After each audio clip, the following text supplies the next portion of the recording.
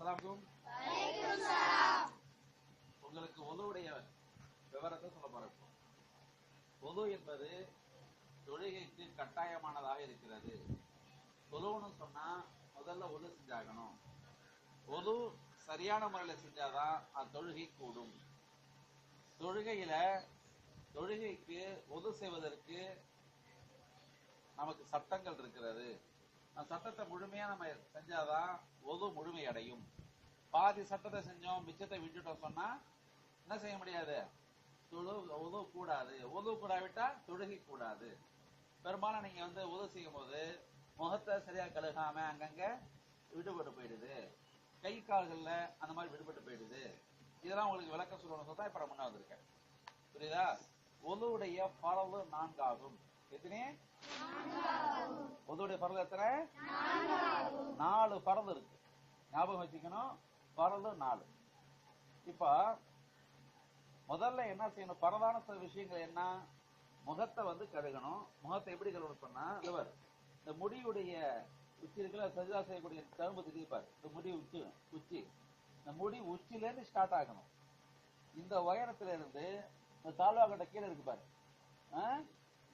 இந்த கழுத்துடைய தாழ்வாகட்ட இருக்குல்ல, இங்க வரைக்கும் கழுவணும். இங்க இருந்து இது வரைக்கும் உயரம்.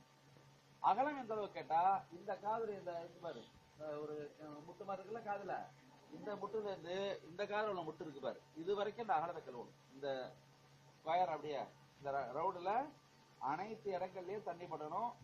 கையால தேய்ச்சி கழுவணும். சரியா? இதுல கொஞ்சம் கூட விடுபடக்கூடாது. அதே மாதிரி கை கழுவும் போது இந்த தண்ணியை இப்படி கையில எடுத்து கழுவுனாக்கா, பெரும்பாலான பசங்க என்ன பண்றீங்க தெரியுமில்ல, இந்த முட்டுல கீழே பின்பக்கத்துல படுறதில்ல. கவனிக்கிறீங்களா? ஒரு செய்யும் போது என்ன செய்யறது இல்ல, கீழ் முட்டுல தண்ணி படுறதெல்லாம் விடுபட்டு போயிடுது. அப்படி விடுபடக்கூடாது. இந்த முட்டு மடக்கிறமா இல்லையா, இந்த மடக்குதற்கு மேல வரணும் தண்ணி. அது பாதி இந்த அளவுக்கு கூட வரலாம். சரிதானா? எந்த அளவுக்கு மேல ஏற்றி அந்த அளவுக்கு நல்லது. அந்த அளவுக்கு தண்ணியை மேல ஏற்றி வச்சு என்ன செய்யணும், இந்த முட்டு கைகள் இந்த இடத்துல தண்ணி படுற மாதிரி எல்லாம் இப்படி தொடச்சு கழுவும். இப்படி தொடச்சு கழுவும். இந்த கைகள் மாதிரி தொடச்சு கழுவும். இந்த தண்ணி படணுங்கிறத கண்டிப்பா நீங்க ஞாபகம் வச்சு பார்க்கணும். இப்ப பின்னால கையில தண்ணி பட்டிருக்கா, இது என்ன செய்யணும், கவனிக்கும். அடுத்ததாக தண்ணியில ஈரக்கையை எடுத்து தண்ணி தட்டி ஈரக்கையா எடுத்துக்கணும். தண்ணீரா இருக்க கையில ஈரக்கையை எடுத்து தலையை தடவணும். இப்படி மசாஜ் செஞ்சு, புரியுதா? மசாஜ் செஞ்சு இப்படி தலையை தடவிட்டா தலையை மசாஜ் முடிஞ்சு. அடுத்தது கால் கழுவணும். காலில் பாரு, நீங்க கால் கழுவும் தண்ணி இப்படி மண்ண ஊத்திக்கிட்டு இருந்தாக்கா, இந்த பின்பக்கம் குதிங்கால் இருக்குல்ல, அந்த குதிங்கால் பக்கம் தண்ணி பண்றது இல்லை. அதை கவனிக்கணும். கடைசி வரைக்கும் தண்ணி பட்டிருக்கா, இந்த எல்லாம் இருக்குல்ல, இது முடிய கழுவணும். புரியுதா? நம்ம அந்த முட்டு தெரியுதா, முட்டு பின்னால உள்ளது இதெல்லாம் மேல வரணும். கீழே போக கூடாது, மேல வரணும். குறிப்பா பின்பக்கத்துல தண்ணி ஆட் பண்ணி அடுத்த தண்ணி ஈரமாக்கி கழுவணும். புரியுதா? இந்த 4 தான் பரவு. இந்த 4 பரதோட சேர்த்து சுன்னத்துகள் இருக்குது. சுன்னத்து சேர்த்தா தான் அது முழுமை அடையும். இப்ப சுன்னத்துனா எப்படி, அப்ப எப்படி செய்யணும், அதான் நான் உங்களுக்கு செஞ்சு காட்ட போறேன். இப்போ சுன்னத்தான விஷயங்களை சொல்லுது என்னன்னா, குறிப்பா மிஸ்வாக். உது செய்வதில் மிக முக்கிய பங்கு வகிக்கிறது என்ன கேட்டா மிஸ்வாக். ரசூல் ஸல்லல்லாஹு அலைஹி வஸல்லம் 5 வேளை தொழுகைக்கு மிஸ்வாக் செய்வாங்க. ஒரு வாட்டி இல்ல, பல்லு வளர்க்கறது எத்தனை வாட்டி செய்வாங்க, 5 வேளை தொழுகைக்கு செய்வாங்க. சாப்பிட போறதுக்கு முன்னாடி பல்லு வளர்க்குவாங்க. சும்மா ஞாபகமெல்லாம் எடுத்து விளக்கிட்டே இருப்பாங்க. மிஸ்வாக் மாதிரி வச்சிருப்பாங்க, அதை வச்சு செய்வாங்க, தேய்ச்சிக்கிட்டே இருப்பாங்க பல்ல. அப்போ பல்ல அடிக்கடி ரசூல் ஸல்லல்லாஹு அலைஹி வஸல்லம் தேய்ச்சிக்கிட்டே அந்த சுன்னத்து இருக்குதுல்ல, அதை நம்ம கடைப்பிடிக்கணும். குறிப்பாக தொழுகைக்கு நாங்க போகும்போது நிச்சயம் பல்லு வளர்க்கணும். இப்ப மிஸ்வாக் வச்சு செய்யலாம். மிஸ்வாக் வச்சு தெரியுமா உங்களுக்கு பார்த்துருக்கீங்களா, அதை வச்சு பல்லு வளர்க்கலாம். அந்த வாய்ப்பு இல்லாவிட்டா நம்ம பிரஷ் இருக்குல்ல, பிரஷ் வச்சு பல்லு வளர்க்கணும். சும்மா தேய்ச்சி விட்டுட்டு சுண்ணத்தை நடைமுறைப்படுத்தணும். புரியுதா? இப்ப அந்த சுண்ணத்து பரந்து எல்லாத்தையும் சேர்த்து வச்சு உங்களுக்கு நான் ஒளி செஞ்சு காட்டுறேன். செய்வோம்ப்ப தண்ணி இப்படி ஓடனா அது ஓடுதான். முதல்ல கையில அப்படி தண்ணி எடுத்துக்கணும். அதை கொண்டு இந்த கையை முதல்ல அப்படி கழுவணும். கையை இப்படி கழுவணும். இந்த மணிக்கட்டு வரைக்கும் கை கழுவிக்கிட்டு அப்புறம் என்ன செய்யணும், பிரஷ் அல்லது மிஸ்வாக் எடுத்து பல் துலக்கணும். பல்ல துலக்கணும். வாய்க்கு பிடிச்சிட்டு இந்த வாய்க்கு பிடிச்சிட்டு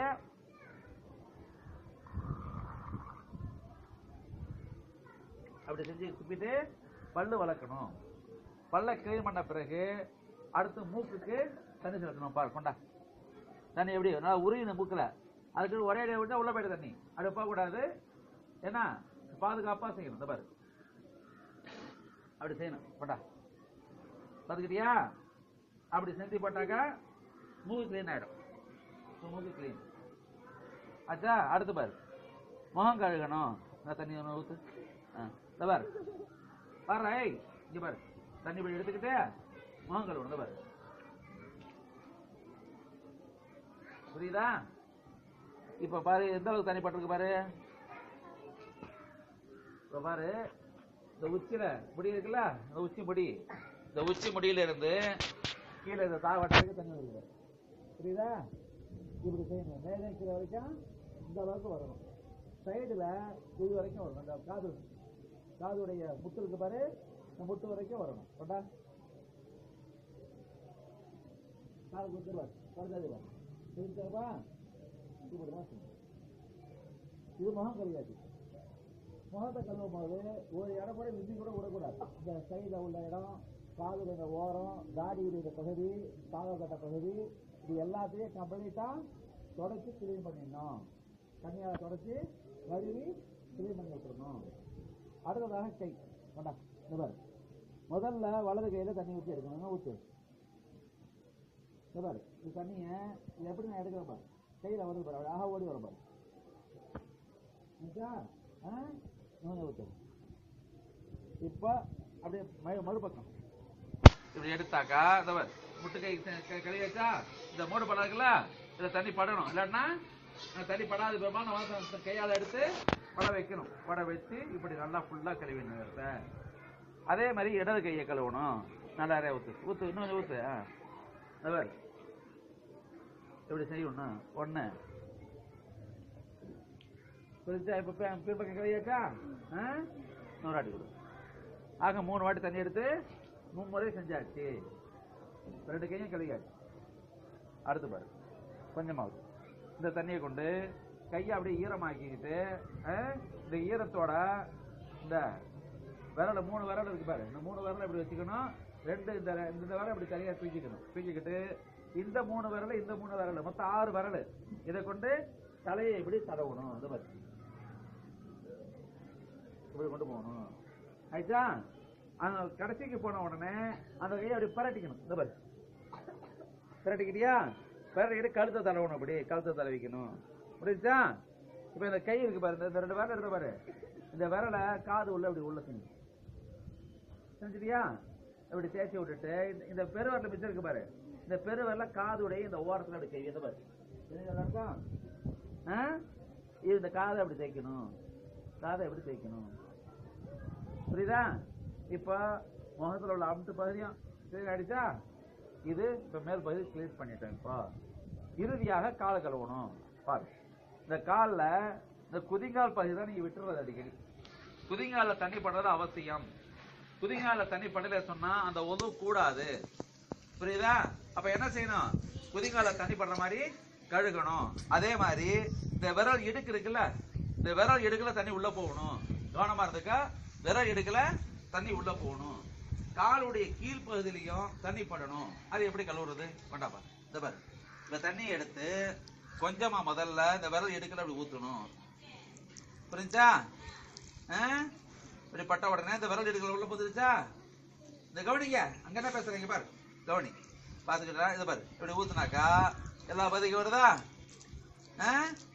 இந்த பாரு, இப்ப எல்லா பகுதியும் வந்துருச்சா? எங்கேயாவது படாம இருக்கா? எல்லா இடத்துக்கும் பட்டுருச்சு. பின்னாடி கொஞ்சம் ஊத்திக்கிட்டோம். அதே மாதிரி இந்த கால் முதல்ல விரல்களை ஊத்தணும். அப்புறம் காலில் அப்படி அப்ளை பண்ணணும். இந்த பக்கம் அப்புறம் மறுபக்கம், லாஸ்ட்ல இப்படி பின்பக்கத்துல பண்ணிட்டு இப்ப என்ன தெரியும் செய்யணும்? ஒரு காலை இன்னொரு கால் மேல ஏத்தி இந்த மாதிரி இந்த காலால இந்த காலுக்கு பண்ணி வச்சு இந்த பின்பக்கத்தை இப்படி தேய்க்கணும். புரியுதா? இந்த காலால இந்த கால பின்பக்கம் தேய்க்கணும்.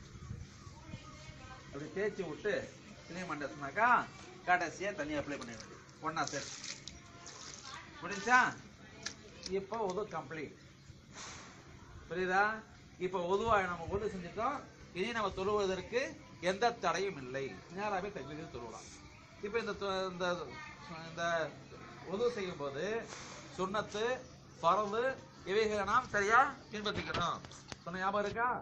சுன்னத்து என்னன்னா மிஸ்வாக் பண்றது, மணிக்கட்டோட கை கழுவுறது, இதெல்லாம் சுண்ணத்தை சேர்ந்தது. இந்த காது 2 பக்கம் தடவுனது இதெல்லாம் சுண்ணத்தை சேர்ந்தது. தலையை முழுசா கொண்டு போய் தடவுறோம், இது சுண்ணத்தை சேர்ந்தது. ஃபர்து என்ன 4 தான் ஃபர்து. ஞாபகம் வச்சுக்கிட்டியா? என்ன? 1வது முகத்தை முழுமையாக கழுகுவது, 2வது 2 கைகளையும் மணிக்கட்டு உட்பட கழுகுவது, 3வது தலைக்கு மசாஜ் செய்வது, 4வது கால்களை 2யும் கழுகுவது. எது வரைக்கும் கழுவணும்? கரண்டை காலுக்கு மேல கட்டணும். அந்த முட்டை இருக்குல்ல, அதுக்கு முழுக்க மேல காணும் தண்ணிப்பட்டு கழுகணும். இதுதான் முழுமையான உது. புரிஞ்சுக்கிட்டீங்களா? எல்லாம் இந்த மாதிரி இன்ஷா அல்லாஹ் உது செய்றீங்களா? இனிமே தொழுகைக்கு முன்னாடி அவசியம் உது செய்யணும்.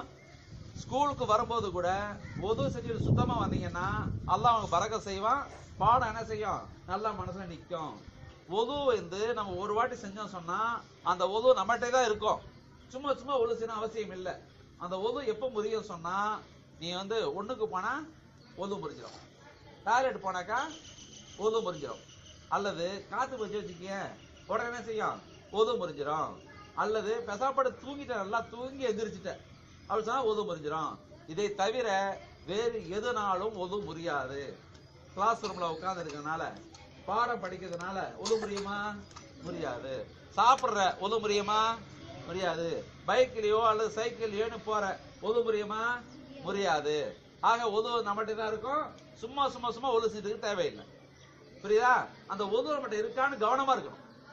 உது இருக்குதா போயிடுச்சா அந்த கவனத்துல இருக்கணும். உது போயிடுச்சா உது செஞ்சு வேண்டியதான். உது இருக்கு நினைச்சா அதை கொண்டே மீண்டும் தொடுகலாம், அதை கொண்டே மீண்டும் வேலைகளை செய்யலாம். புரிஞ்சுக்கிட்டீங்களா? எல்லாமே அந்த மாதிரி உது செய்யலாம இனிமே பிஸ்மில்லாஹ் கரெக்டா பண்ணீங்க. பிஸ்மில்லாஹ் சொல்லி துவக்கி கடைசியா நல்லா உது செஞ்சு முடிக்கணும். உது முடிஞ்ச உடனே போய் தொழுவ போகணும். குர்ஆன் ஓது எல்லாம் செய்யலாமா? இன்ஷா அல்லாஹ். அஸ்ஸலாமு அலைக்கும்.